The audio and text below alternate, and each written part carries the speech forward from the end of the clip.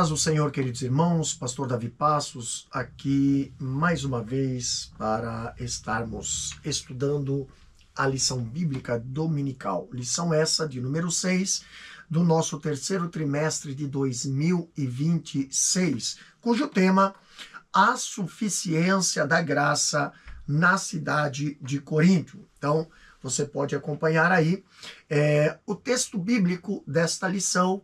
Nós temos aqui o texto áureo dizendo, em Atos capítulo 18, versículo 10, porque eu sou contigo, e ninguém lançará mão de ti para te fazer mal, pois tenho muito povo nesta cidade. A verdade prática dessa lição, ela nos traz o seguinte texto: a graça de Deus é suficiente para sustentar o crente em meio às adversidades.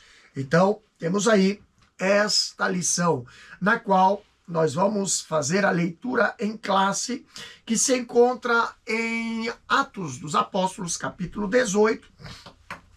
Atos dos Apóstolos, capítulo 18, você pode abrir aí e acompanhar com a sua Bíblia ou com a sua lição. Atos dos Apóstolos, capítulo 18, versículo 1 até o 11, que diz assim a palavra do Senhor. Depois disso, partiu Paulo de Atenas e, chegando a Corinto, e achando um certo judeu por nome Aquila, natural do Ponto, e havia pouco tinha vindo da Itália, e Priscila, sua mulher, pois Cláudio tinha mandado que todos os judeus saíssem de Roma, se ajuntou com eles. E como era do mesmo ofício, ficou com eles e trabalhava, pois tinha por ofício fazer tendas. E todos os sábados disputava na sinagoga e convencia os judeus, a judeus e gregos. Quando Silas e Timóteo desceram da Macedônia, foi Paulo impulsionado pela palavra, testificando aos judeus que Jesus era o Cristo. Mas, resistindo e blasfemando eles, sacudiam as vestes e disse-lhes: o vosso sangue seja sobre a vossa cabeça. Eu estou limpo e, desde agora, parto para os gentios. E saindo dali, entrou em casa de um homem chamado Tito, justo, que servia a Deus e cuja casa estava junto à sinagoga. E Crispo, principal da sinagoga, creu no Senhor com toda a sua casa. Também muitos dos coríntios, ouvindo-o, creram e foram batizados. E disse o Senhor em visão a Paulo: não temas, mas fala e não te cales, porque eu sou contigo, e ninguém lançará a mão de ti para te fazer mal, pois tenho muito povo nesta cidade. E ficou ali 1 ano e 6 meses, ensinando entre eles a palavra de Deus. Meus queridos e amados ouvintes, estudantes da Bíblia Sagrada, esta lição, ela nos apresenta alguns objetivos. Primeiro, nos conduzir a compreender, Corinto e os desafios do Evangelho. Segundo objetivo para falarmos desse assunto e deste tema é verificar aqui com cada um, a missão de Paulo e a suficiência da graça. E o terceiro é conscientizar sobre a graça de Deus diante dos desafios da vida cristã. Então, a introdução desta lição, ela nos traz o seguinte texto. Aqui fala a lição, a fundação da igreja de Corinto, narrado em Atos capítulo 18, revela um momento decisivo da missão cristã, no qual a graça de Deus se mostra plenamente suficiente em meio a adversidades intensas, em uma cidade marcada pela imoralidade e pelo pluralismo religioso, o apóstolo Paulo experimenta o sustento divino para perseverar e anunciar o evangelho com fidelidade. Esse episódio ensina que, mesmo em contextos desafiadores, a graça do Senhor capacita seus servos a permanecer firmes e frutíferos. Então aqui, quando nós olhamos, né, para esta introdução, nós vemos que a igreja, a fundação da igreja, registrada aqui nesse capítulo 18 de Atos, é um capítulo marcado, entendeu? Na história do cristianismo primitivo, especialmente por ali evidenciar duas realidades fundamentais na missão da igreja. A primeira é a suficiência da graça de Deus em meio às adversidades e a importância de contextualizar a mensagem do evangelho sem comprometer a sua essência. Então, enfrentando ali oposição e desafios numa cidade moralmente decadente e religiosamente pluralista, encontrou no poder e na graça divina a força necessária para perseverar, ao mesmo tempo que soube adaptar a sua abordagem para alcançar um público altamente diversificado. Então, a graça não escolhe ambientes tranquilos. Ela manifesta-se ali nos piores cenários. Então, como o Senhor disse a Paulo mais tarde, lá em 2 Coríntios, capítulo 12, versículo 9. A minha graça te basta, porque o meu poder se aperfeiçoa na fraqueza.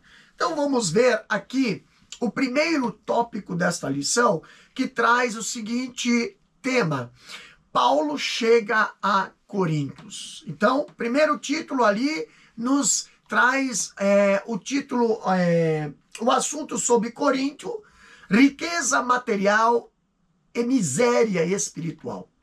Olha o que a lição nos apresenta. Após deixar Atenas, Paulo chega a Coríntio, capital da província romana da Acaia, desde 27 a.C. A cidade havia superado Atenas em importâncias ali política e comercial, tornando-se um dos maiores centros econômicos do mundo romano. Cosmopolítica e estrategicamente localizada, Coríntio reunia ali povos de diversas culturas, mas também se destacava por sua profunda decadência moral. Ali, templos pagãos, né, especialmente o de Afrodite, marcavam a vida religiosa da cidade, associando culto e prostituição ritual. Historiadores antigos relatam a presença de centenas de prostitutas religiosas ligadas a esse culto. Diante desse cenário espiritualmente caótico, Paulo chega consciente de complexidade da missão que o aguardava, anunciando o evangelho em fraqueza e em temor e em grande tremor. Queridos, Coríntios, riqueza material e miséria espiritual. Quando nós vemos aqui a lição nos apresentando, a história bíblica aqui revelando que depois de Paulo retirar-se de Atenas, Paulo chega à cidade de Coríntio, que era a capital da província romana de Acaia, desde 27 a.C., e ele chega a Coríntio após momento de aflição. Então, cansado e abalado, perseguido, e ali em Filipos, como fala aqui 2 capítulos antes, capítulo 16, versículo 19 a 24. Também ele chega depois de expulso de Tessalônica, Atos capítulo 17, versículo 5 até o versículo 10. E também ele foi hostilizado em Bereia, né? Ali Atos capítulo 17, versículo 5 até o 10. E ridicularizado em Atenas. Atos capítulo 17, versículo 32. Conferindo com 1 Coríntios capítulo 2, versículo 3. Então Paulo não chegou a Coríntio como um herói invencível, mas como um servo frágil sustentado pela graça. Foi ali, porém, que ele decidiu revelar de maneira marcante a sua sustentação. A cidade era ali o centro político da Grécia, que nessa época superou Atenas em importância política e também comercial. Coríntio, se nós olharmos na história, era capital famosa ali pela sua opulência, porém cheia de sensualidade, cheia de devassidão, sendo o maior centro de imoralidade de todo o Império Romano, como fala 1 Coríntios capítulo 6, versículo 9 até o 11, e por também abrigar templos dedicados a várias divindades, como diz ali Atos 18, versículo 4. Então, templos como Afrodite, ali o templo de Afrodite, né, que era a deusa do amor, cujo culto envolvia práticas sexuais, tá?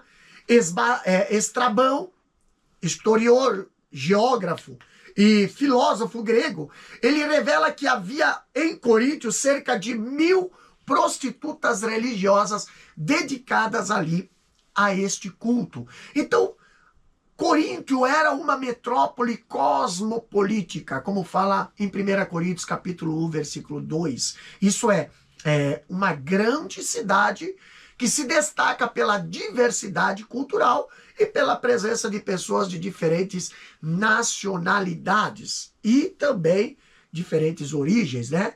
Comercialmente, estratégica e espiritualmente caótica, com ali uma ambiência hostil à mensagem de santidade, como nós vemos lá na segunda carta de Paulo a Coríntios, capítulo 12, versículo 21. Mas mesmo assim, nós vemos a Bíblia nos dizendo que Deus escolheu esse lugar para plantar uma igreja forte.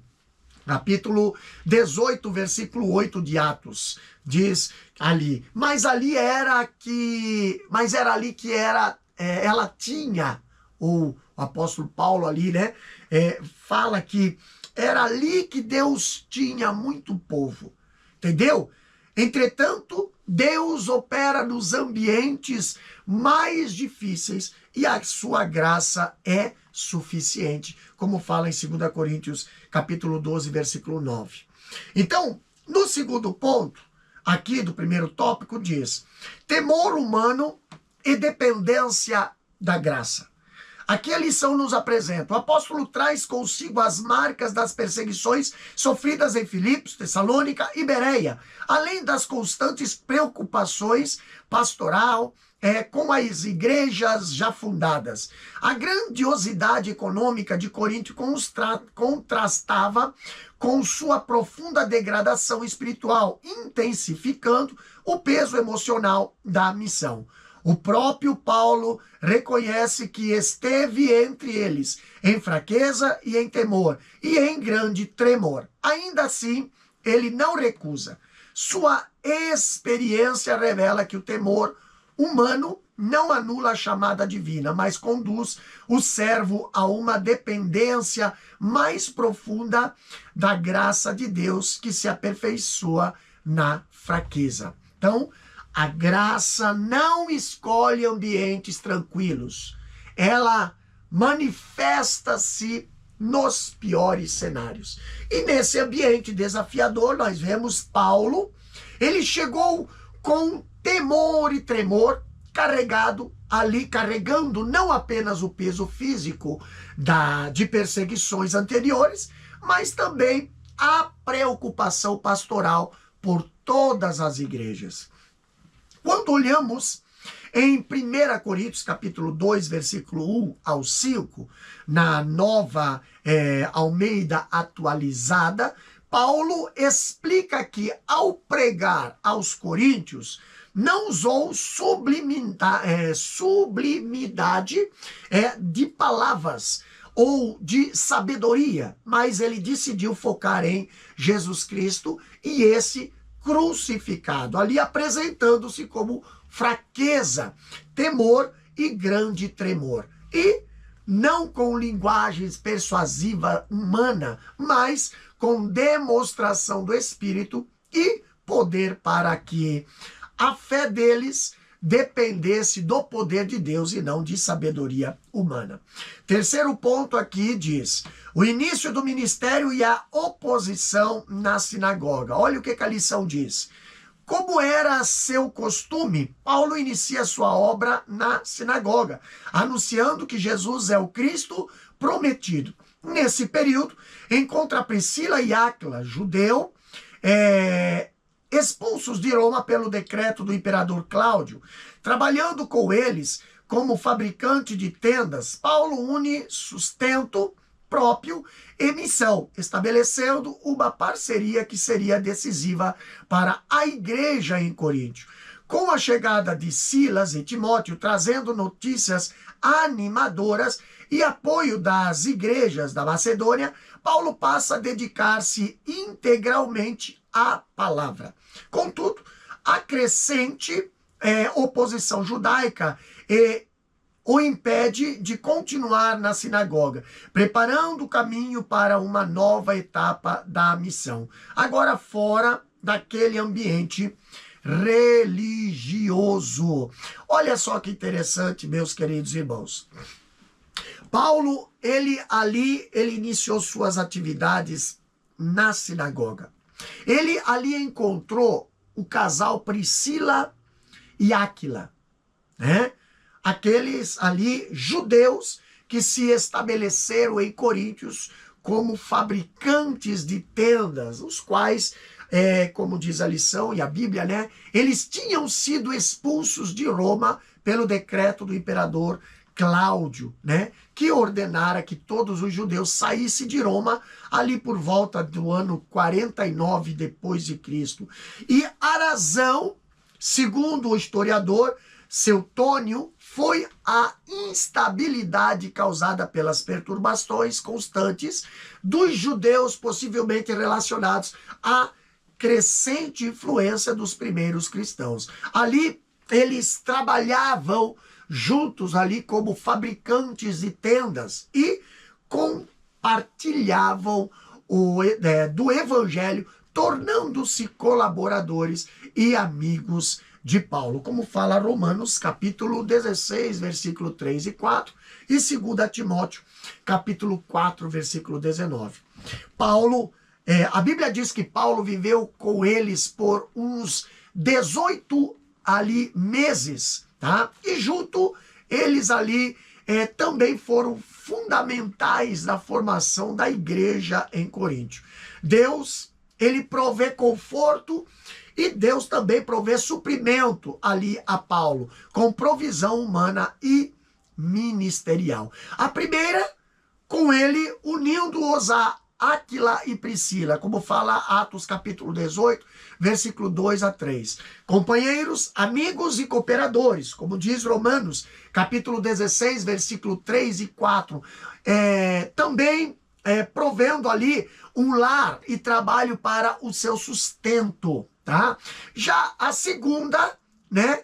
A segunda ali provisão foi com a chegada de Silas e Timóteo, fortalecendo ali o trabalho, como diz Atos 18 e 5 e 1 Tessalonicenses 3 e 6, trazendo notícias de consolo, como diz 1 Tessalonicenses 3 e 7, e também trazendo provisão financeira que tinha trazido do apoio financeiro dos cretenses ali dos crentes de Tessalônica e de Filipos, como diz 2 Coríntios capítulo 11, versículo 8 e 9 e Filipenses capítulo 4, versículo 15.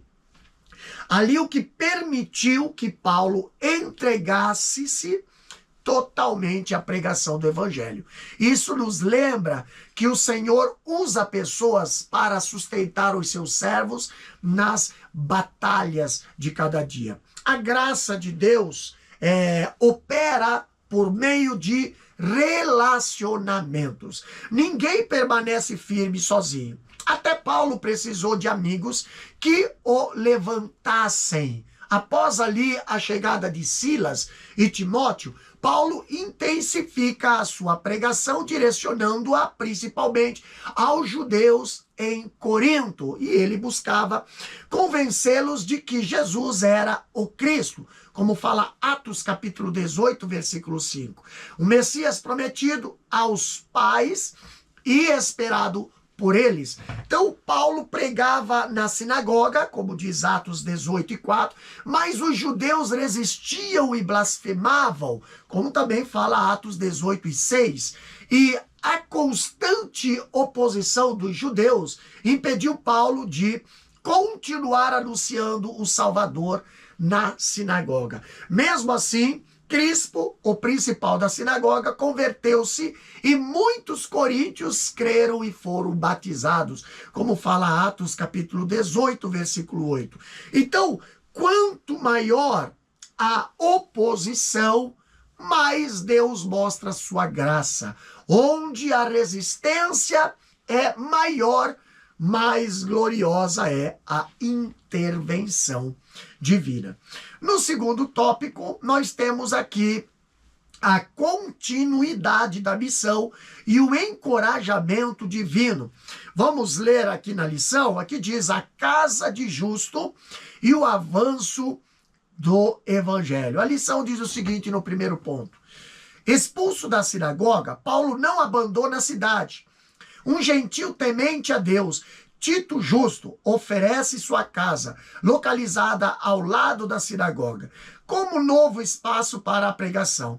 Essa mudança, estratégia, amplia o alcance do evangelho e confere visibilidade positiva à nova comunidade cristã. O resultado é expressivo. Muitos coríntios creem, entre eles Crispo, principal da sinagoga, que aceita a fé juntamente com toda a sua casa. O evangelho demonstra mais uma vez que quando portas se fecham, Deus abre novos caminhos para a expansão do reino. Olha só que interessante. Paulo, ele dá continuidade ao trabalho na casa de justo. Ali nós vemos que saindo da sinagoga, a lição diz que certo homem gentil, chamado Tito Justus, temente a Deus e frequentador da sinagoga, que deve ter se convertido sob o ministério de Paulo, ele ofereceu espaço na própria residência para o trabalho do apóstolo.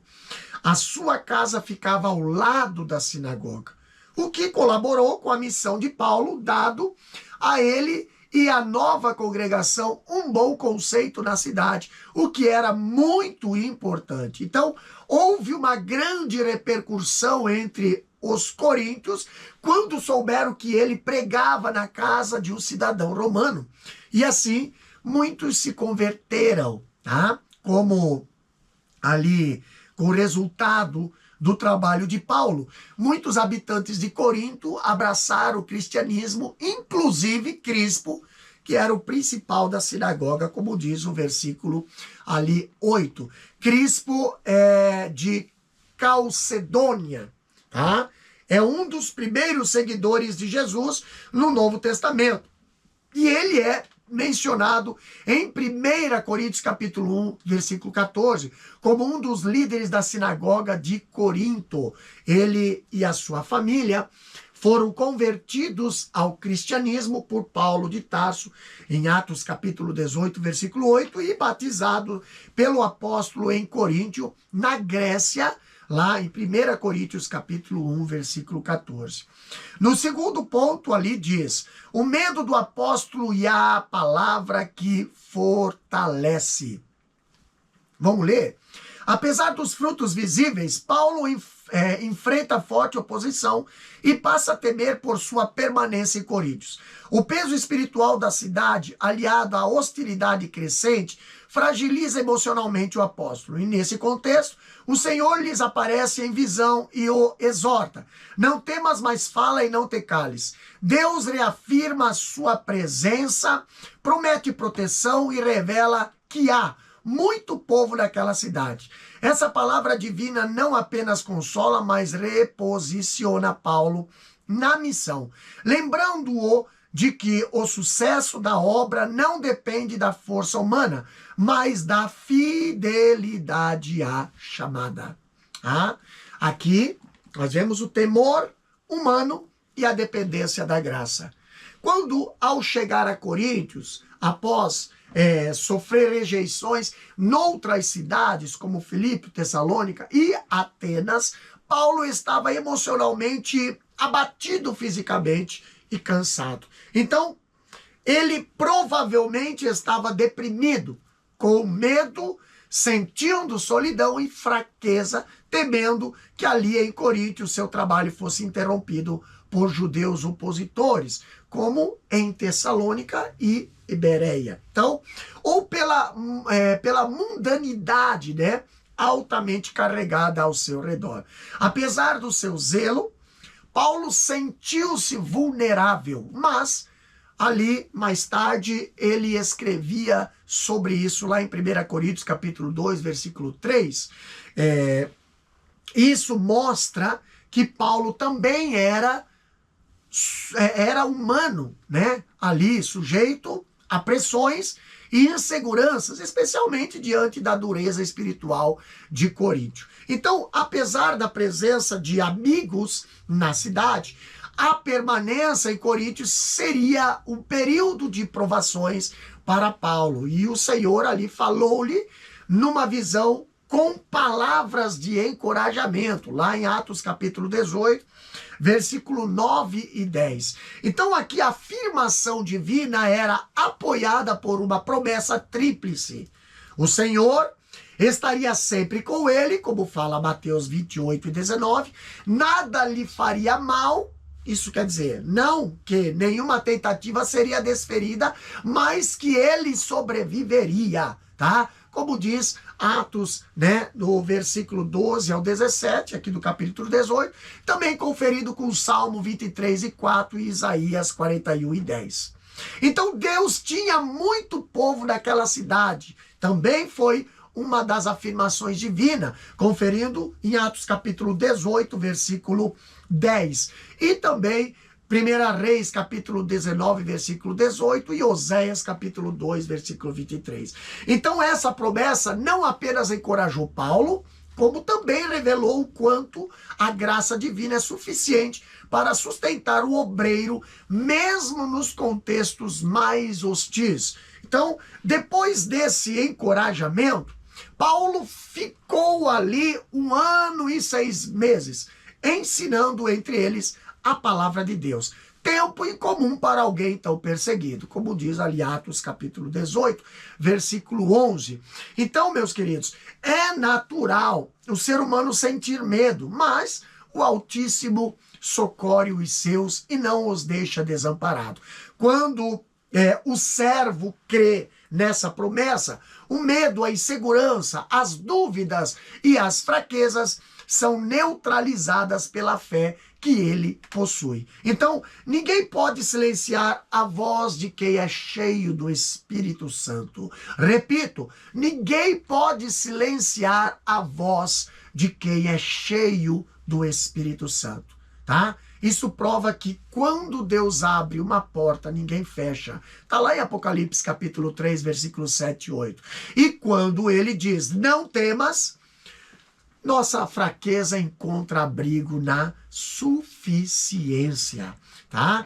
Na suficiência ali da sua graça. Então, pela leitura sequencial do livro de Atos, nós percebemos que outro líder da sinagoga, né, em Coríntio, chamado Sóstenes, deve ter assumido o lugar de Crispo na sinagoga, durante algum tempo, tendo depois também se convertido ao cristianismo.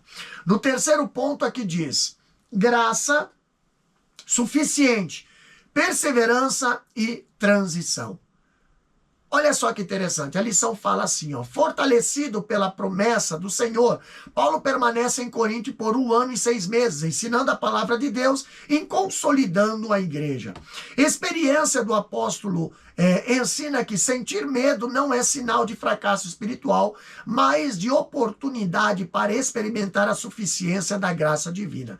Quando o servo confia na presença de Deus, o temor é vencido e a missão prossegue. Contudo, a fidelidade de Paulo não o livraria de novos conflitos. A consolidação da igreja em Coríntio logo despertaria a reação mais intensa, culminando no julgamento do apóstolo diante do procônsul Gálio, episódio que revelará a soberania de Deus até mesmo nos tribunais humanos. Tá? Olha aqui, Paulo ele enfrentou forte oposição, Paulo ele enfrentou forte ódio contra ele e contra o evangelho. Por isso, ele passou a recear a sua permanência naquela cidade. Como fala 1 Coríntios capítulo 2, versículo 3. Ali o apóstolo, contudo, ele recebeu do Senhor uma direção clara para permanecer firme. Essa firmeza não se apoiava em estratégias humanas, mas sim no reconhecimento de que a sua força vinha do Senhor. Em outro momento de fraqueza, o próprio apóstolo Paulo ouviu isso de Deus, lá em 2 Coríntios capítulo 12, versículo 9. Então, Corinto ali foi, portanto, um laboratório da graça divina, onde a força de Paulo não estava na sua retórica, mas na dependência espiritual. Terceiro tópico da lição, aqui diz o seguinte, Paulo diante de Gálio, a graça que sustenta em meio à oposição. Vamos para o primeiro ponto, a acusação dos judeus e a proteção. Olha aqui, a oposição judaica em Coríntio não cessou e Paulo foi levado diante de Gálio, procônsul da Acaia, sob a acusação de ensinar contrariamente à lei. Antes mesmo de Paulo se defendesse, Gálio rejeitou a denúncia, declarando não ser de sua competência julgar disputas religiosas internas. Ao expulsar os acusadores do tribunal, o governador confirmou, sem o saber, a promessa do Senhor de que ninguém faria mal ao apóstolo. Assim, Deus usou a autoridade civil para preservar a obra missionária. Olha só que interessante.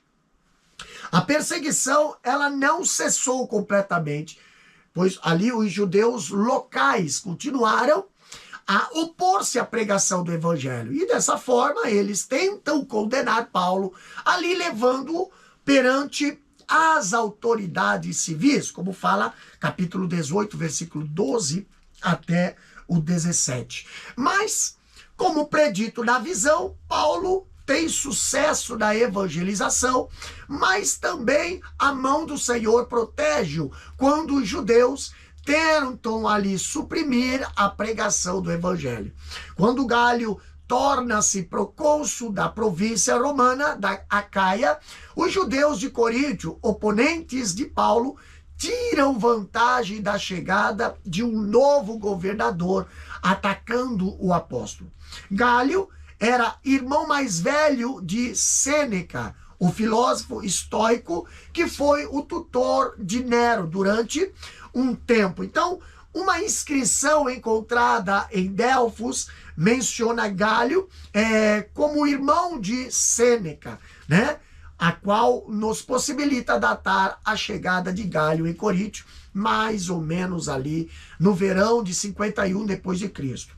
Quando olhamos para a história, Delfos era a sede do santuário de Apolo, que estava situado defronte de Corinto, né, do outro lado do Golfo de Corinto. Então Paulo aparentemente esteve na cidade em torno de 1 ano e 6 meses, conferindo aqui com esse texto de Atos 18 e 11. E isso quer dizer que Paulo deve ter chegado a Corinto, então, ali por meados do ano 50 depois de Cristo.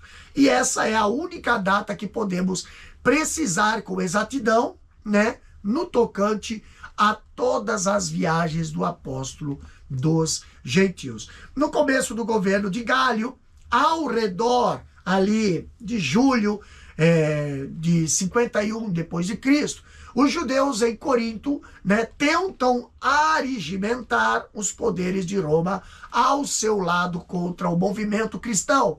Juntos, ali, os oponentes de Paulo, eles arrastando-no ali perante o tribunal de Gálio. Então, tribunal, né, quer dizer, bema, né, era uma plataforma elevada na porta da cidade, da qual Gálio presidia e julgava, como diz o versículo aqui 16 e 17 do capítulo 18 de Atos.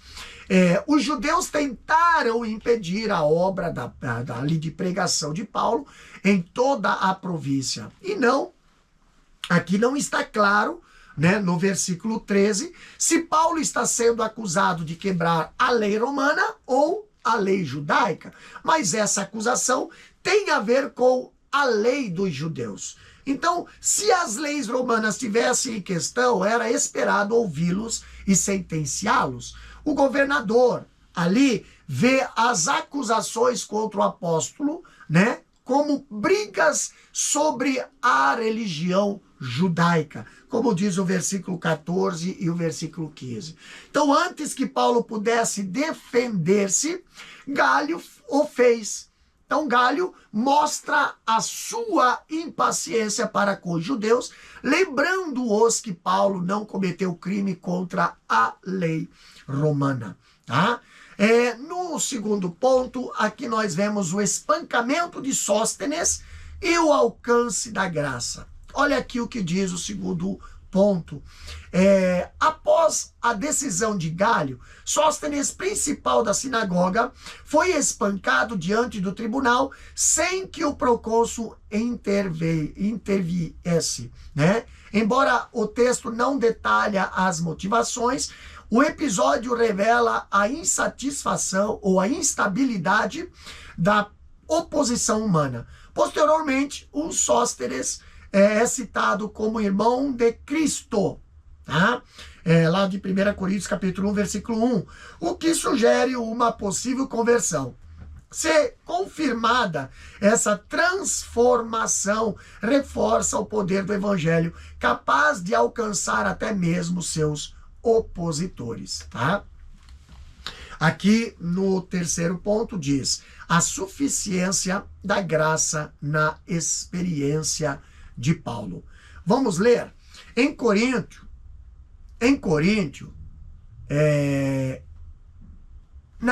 vamos comentar aqui o segundo ponto sobre o espancamento de Sóstenes.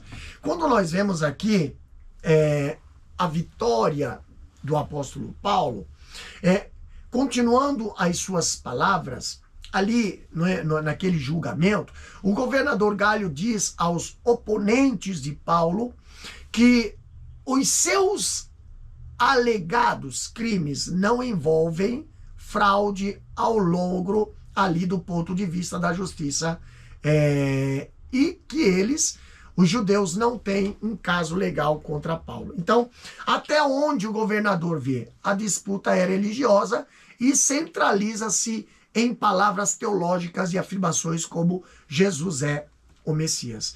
Gálio explica que se a acusação dos judeus é para crimes contra o Estado, então ele iria lidar com o caso. Como oficial romano, não é o seu dever investigar assuntos que concernem a religião judaica. Ele não está ali propenso a envolver-se em assuntos dos quais ele não tem interesse. Então, assim, o governador prontamente rejeita a acusação e fala aos judeus que ele não se aborrecerá em tentar resolver essa disputa religiosa. Tais assuntos devem ser solucionados pelo próprio judeu. Então, Galho fica impaciente com os judeus, né? E a sua ação vigorosa e pronta contra eles é indicada pelo verbo expulsou, né? Que vem lá do original ali, grego apelauno, né? Ele manda os soldados expulsarem os judeus do tribunal. E dessa forma, a promessa divina do Senhor, segundo o qual ninguém faria mal a Paulo, teve um cumprimento notável e foi cumprida, como diz o versículo 10 aqui, tá? Agora, nós vemos o segundo ponto, né? Sobre o espancamento de Sóstenes e o alcance da graça. Aqui nós vemos que após a decisão de Galho, né? Após a decisão de Galho, todos os gregos que também estavam insatisfeitos com a situação agarraram Sóstenes, principal da sinagoga em Corinto, e espancaram-no diante do tribunal. Ele e outros judeus levaram Paulo perante o procônsul Galho, acusando-os de ensinar doutrinas contrárias à lei, como diz o versículo 17. Provavelmente, tanto a multidão quanto o próprio Galho estavam mais contra os judeus do que a favor de Paulo. Então, Sóstenes é mencionado em duas ocasiões distintas na Bíblia. A primeira é lá em Atos capítulo 18, versículo 17, sendo mencionado como o principal da sinagoga de Corinto. E a segunda é em 1 Coríntios capítulo 1, versículo 1, passagem em que Sóstenes é mencionado como nosso irmão Sóstenes, indicando que ele tornou-se cristão e era um companheiro na fé.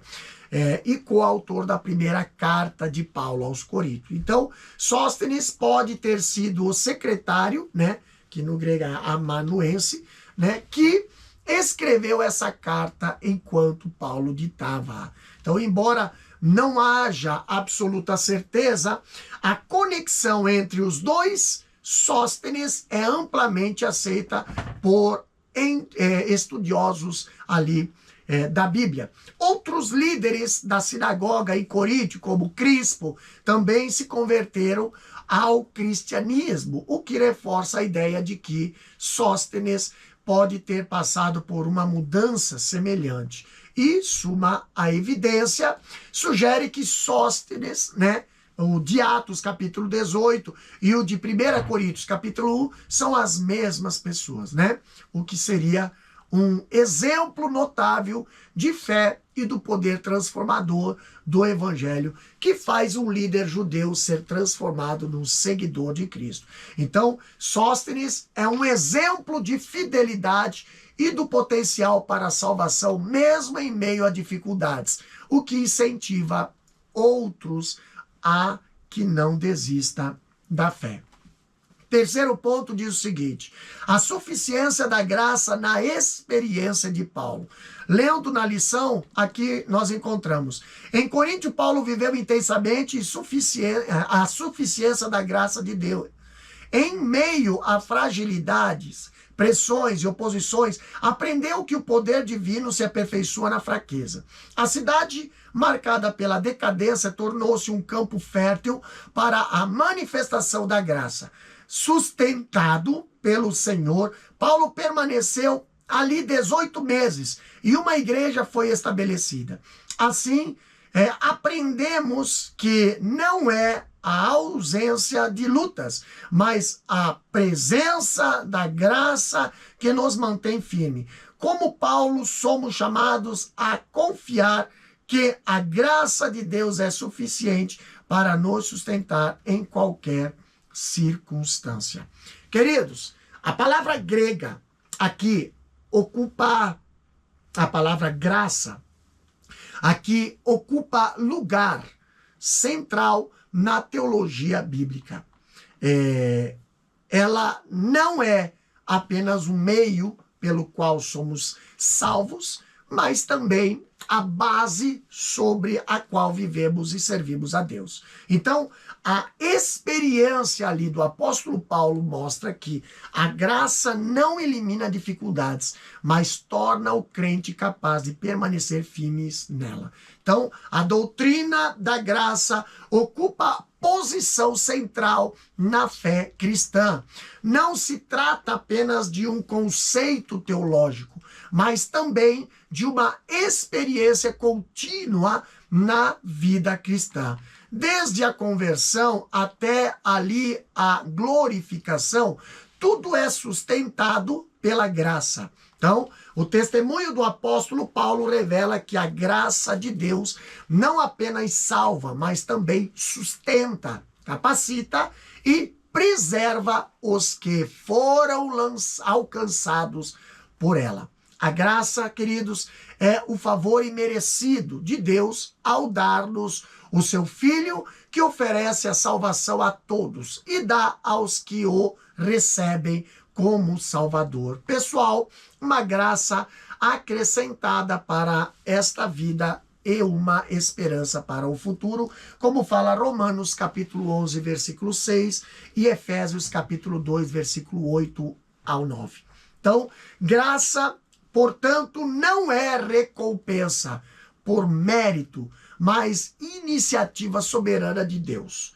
Em Cristo, ali a graça torna-se visível, acessível e eficaz. Então a salvação é exclusivamente pela graça, como fala Atos capítulo 15, versículo 11, Romanos 3 e 24 e Tito capítulo 3 e 5.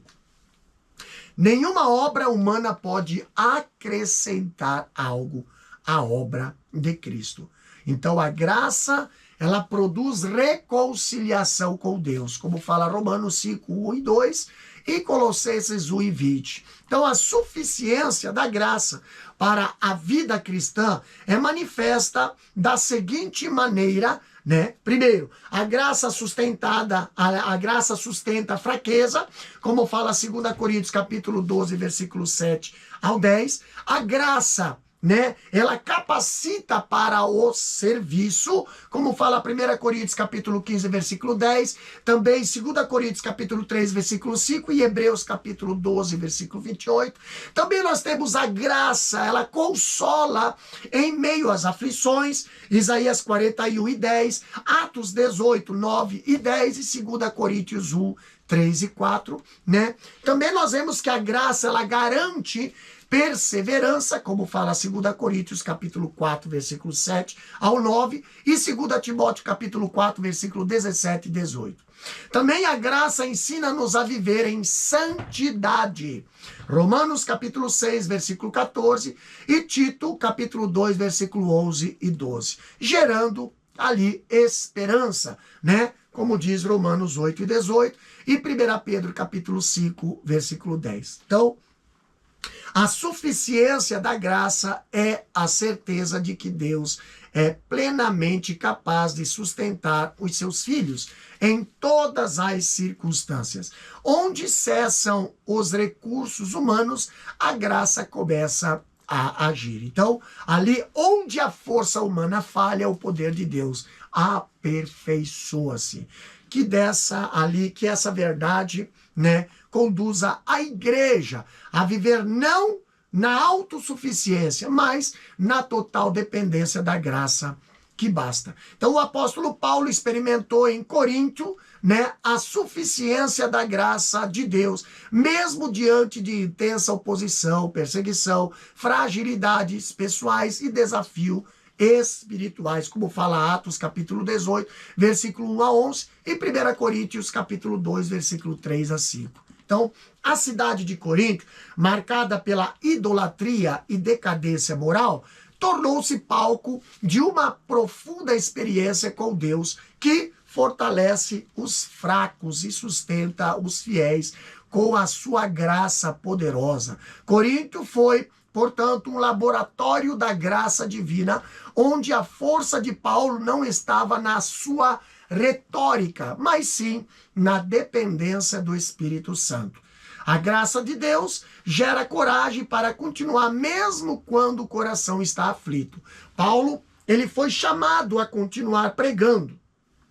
Ali, a graça não apenas consola, mas também impulsiona, tá? Não é a ausência de problemas que revela a suficiência da graça, mas a presença do Senhor em meio aos problemas. Ali na sua segunda carta aos Coríntios, Paulo, ele revela que orou 3 vezes para que Deus livrasse-o de um espinho na carne. E a resposta divina foi marcante. 2 Coríntios capítulo 12, versículo 9 diz: a minha graça te basta, porque o meu poder se aperfeiçoa na fraqueza. Então, essa graça experimentada em Coríntio, surgida num contexto de sofrimento e limitação, certamente se tornaria uma marca do seu ministério. Então, Paulo, ali um homem usado poderosamente por Deus, suplica pela remoção de um espinho na carne.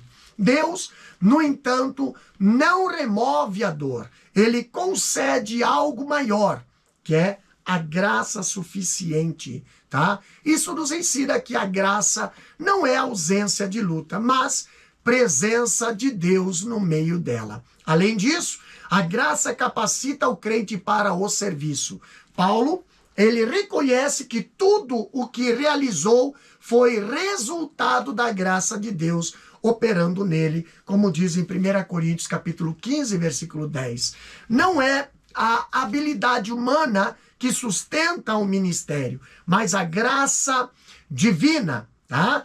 É ela que transforma servos frágeis em instrumentos eficazes. Por isso, ali, né, a graça também, ela educa, a graça transforma o caráter do crente. Conforme nós vemos Tito, capítulo 1, capítulo 2, versículo 11 e 12, a graça que salva é a mesma que ensina a viver em santidade.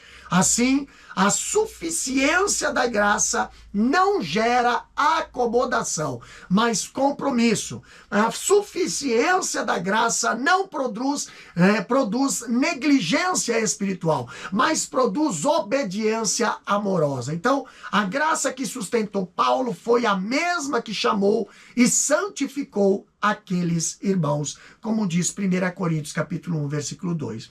Apesar de todos os obstáculos, Paulo permaneceu 18 meses em Corinto e ali estabeleceu uma igreja. Como Paulo, precisamos reconhecer que é em nossa fraqueza que se aperfeiçoa o poder de Deus. A dependência da graça de Deus é uma das verdades mais profundas e, ao mesmo tempo, mais negligenciadas da vida cristã. Muitos compreendem que a salvação é pela graça, mas passam a viver como se o crescimento espiritual e a perseverança dependesse exclusivamente do esforço humano. Não.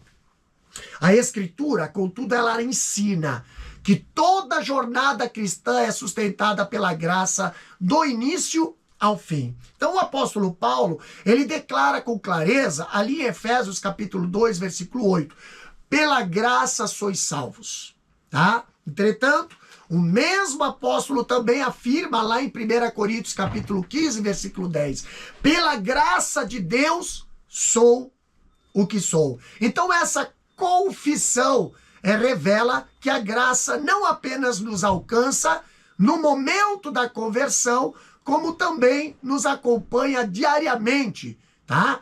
Viver na dependência da graça é reconhecer que nada podemos realizar sem a ação contínua de Deus em nós. Aqui nós vemos que o próprio Jesus ensinou essa verdade lá em João, capítulo 15, versículo 5. Então essa declaração elimina qualquer ilusão de autossuficiência espiritual. O ramo não produz por si mesmo, ele depende da videira. Então, da mesma forma, o cristão só pode viver de maneira frutífera quando permanece ligado a Cristo, confiando na sua graça. Queridos, a experiência de Paulo ilustra claramente essa dependência ali ao enfrentar fraquezas, limitações e sofrimentos. Ali ele enviou, ou ele ouviu do Senhor que a graça dele bastava. Quando ele fala lá em 2 Coríntios capítulo 12, versículo 9, tá? Então Deus não removeu o espinho ali de Paulo, mas concedeu graça suficiente. E isso nos ensina que a graça não é ausência de dificuldade, mas presença divina que sustenta em meio a elas. Aqui o episódio de Coríntios reforça essa verdade. Em meio ao medo, ou em meio à perseguição, Deus disse a Paulo: não temas, porque eu sou contigo. Atos 18, versículo 9 e 10. Então a presença de Deus foi a fonte da sua coragem e perseverança. Paulo permaneceu ali por longo tempo, não por causa da sua força, mas porque estava sustentado pela graça. Além disso, a graça também educa o crente, de acordo com Tito, capítulo 2, versículo 11 e 12. A graça ensina-nos a negar a impiedade e a viver de modo santo. Então, depender da graça não é, portanto, viver de forma negligente, mas submissa. Não é passividade, mas confiança ativa em Deus. Concluímos que viver na dependência da graça é o chamado diário do cristão. É reconhecer nossa fragilidade, é confiar plenamente no Senhor e caminhar sustentados pela sua misericórdia. Então, quando aprendemos a depender da graça, experimentamos a verdadeira liberdade espiritual e a plenitude da vida em Cristo.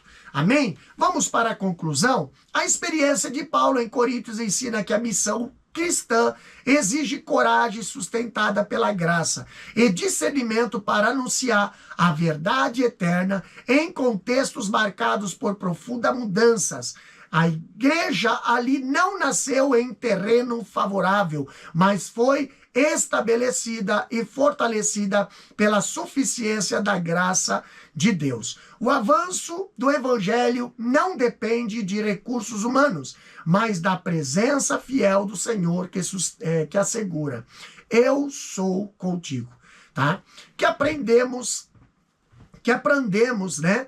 Hoje, com Coríntio, a confiar plenamente na graça divina, proclamando o evangelho com fidelidade doutrinária, sensibilidade pastoral e amor genuíno, certos de que a graça de Deus continua sendo suficiente para sustentar e fazer frutificar a obra em qualquer tempo e lugar. Queridos, a experiência de Paulo em Corinto revela que a missão cristã exige coragem sustentada pela graça e sensibilidade para continuar a verdade ali, para comunicar a verdade externa em contextos imutáveis, né? Mutáveis. Então, o ministério em Coríntio nos ensina a necessidade, né, de contextualização. A sua carta posterior aos Coríntios mostra que ele preocupava-se em transmitir o evangelho com clareza, sem diluir a mensagem da cruz, como diz 1 Coríntios capítulo 11, versículo 18 ao 24. Mas também sem alienar os seus ouvintes com uma linguagem ou cultura estranha. Então, essa contextualização, contudo, não significava concessão ao pecado. Ao escrever ali aos crentes coríntios, né, Paulo exortava-os à santidade, tá? Denunciava divisões e práticas imorais e lembrava-os de que havia sido ali, como ele diz em 1 Coríntios 6 e 11, haviam sido lavados, santificados, justificados em nome do Senhor Jesus. Ora, A graça que salva também transforma. Ela é suficiente não só para sustentar o mensageiro em meio à perseguição, mas também para transformar pecadores em santos dentro de uma cultura marcada pelo hedonismo. Tá? Aqui, a experiência de Paulo ali em Coríntio, portanto, revela que a missão exige coragem. A missão exige coragem sustentada pela graça e sensibilidade para comunicar a verdade em contextos mutáveis. A igreja de Coríntio, ela nasceu sob resistência, mas firmou-se sob a suficiência da graça. A força ali do evangelho não está em métodos humanos, mas na presença fiel de Deus, que diz: eu sou contigo, como nós vemos aqui na lição, né? Então, que a igreja de hoje aprenda com o Coríntio a confiar no poder da graça e também a proclamar o evangelho com sabedoria, amor e fidelidade. Amém? Vamos para o nosso questionário, revisando o conteúdo. Primeira questão diz o seguinte: quais características de Coríntio representavam um grande desafio para a missão de Paulo, tanto do ponto de vista moral quanto espiritual? Resposta: cosmopolítica e estrategicamente localizada. Coríntio reunia povos de diversas culturas, mas também se destacava por sua profunda decadência moral. Templos pagãos, especialmente o de Afrodite, marcavam a vida religiosa na cidade, associando culto e prostituição ritual. Segunda questão: de que maneira o contexto ritual e religioso de Corinto intensificava o peso emocional da missão? Resposta: a grandiosidade econômica de Coríntio contrastava com sua profunda degradação espiritual, intensificando o peso emocional da missão. O próprio Paulo reconhece que esteve entre eles, em fraqueza, temor e grande tremor. 1 Coríntios capítulo 2, versículo 3. Terceira questão diz o seguinte: como a parceria entre Paulo, Priscila e Áquila foi decisiva para a igreja em Coríntio? Resposta: trabalhando com eles como fabricantes de tenda, Paulo une sustento próprio e missão, estabelecendo uma parceria que seria decisiva para a igreja em Coríntio, como fala Atos capítulo 18, versículo 2 e 3. Quarta questão: após Paulo ser expulso da sinagoga e dar continuidade ao trabalho missionário na casa de Tito, Justo, quais foram os resultados dessa mudança estratégica? Resposta: essa mudança amplia o alcance do evangelho. O resultado foi expressivo. Muitos coríntios creem, entre eles Crispo, principal da sinagoga, que aceita a fé juntamente com toda a sua casa, como diz Atos capítulo 18, versículos 7 e 8. Quinta questão: como o julgamento de Paulo diante de Gaio evidenciou a soberania de Deus no cumprimento da promessa divina feita ao apóstolo em Corinto? Resposta: ao expulsar os acusadores do tribunal, o governador confirmou sem o saber a promessa do Senhor de que ninguém faria mal ao apóstolo. Atos 18, 9 e 10. E Deus usou a autoridade civil para preservar a obra missionária. Então, aqui nós finalizamos mais uma aula aqui desse terceiro trimestre, né? Aula ali de número 6, tá? Então, eu convido você a estar aí se inscrevendo em nosso canal, também deixando seu comentário e também compartilhando, tá? É muito bom você compartilhar esses estudos bíblicos para que mais pessoas venham a ter acesso, para que mais pessoas venham a ser alcançadas pela palavra e pelo ensino da palavra de Deus. Amém? Deus querido, Te agradecemos por mais esse estudo, Senhor. Te agradecemos por mais esta palavra, Pai. Continua abençoando o teu povo, continua abençoando a cada aluno, a cada professor que estará preparando a sua aula, Senhor. Estará ministrando também, Pai. Deus, e sustenta, Senhor. Sustenta, Senhor, os teus filhos que muitas das vezes passam por perseguição, muitas das vezes passam, Senhor, por aflição, por defender a tua palavra, por pregar a tua palavra. Senhor, tu és o Deus que sustenta, e a tua graça, Senhor, ali é o principal, Senhor, para as nossas vidas em meio à perseguição. Pai, nós te agradecemos por tudo, Deus, no nome de Jesus. Amém e amém. Que Deus abençoe.